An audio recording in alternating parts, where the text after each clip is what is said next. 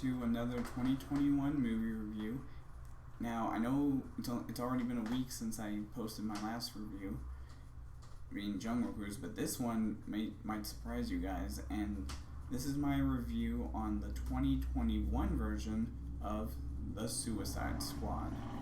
Yep, this version of the movie is directed by James Gunn, and the only person that I think still stars in it from the original was Margot Robbie as Harley Quinn.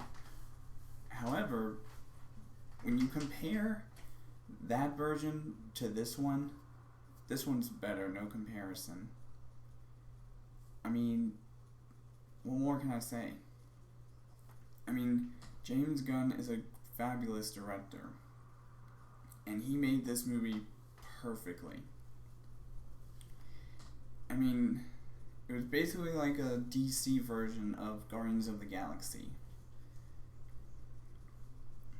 And I have to admit, I even heard that after he's done with Guardians of the Galaxy 3, he may even come and try to direct some movies for DC, which I gotta say, DC will be lucky to have him once he's done with directing the Guardians of the Galaxy films.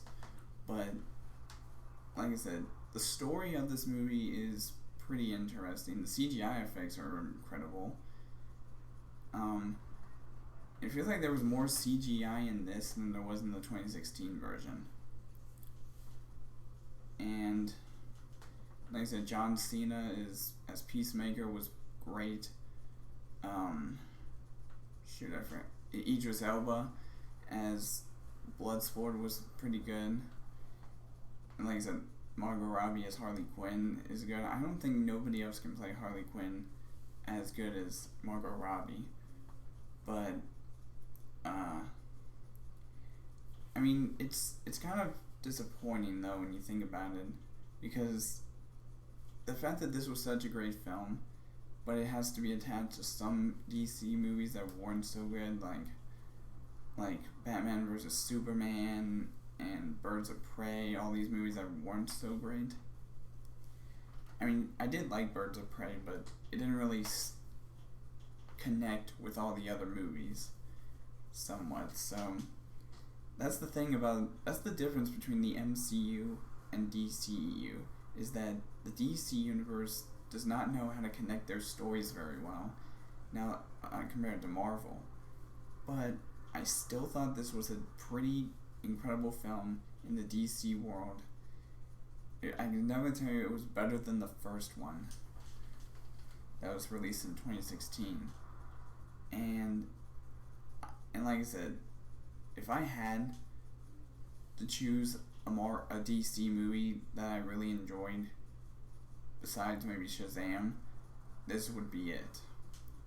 Because out of all the DC movies that were released theatrically that I've seen, Shazam and this one is probably the best ones I can think of.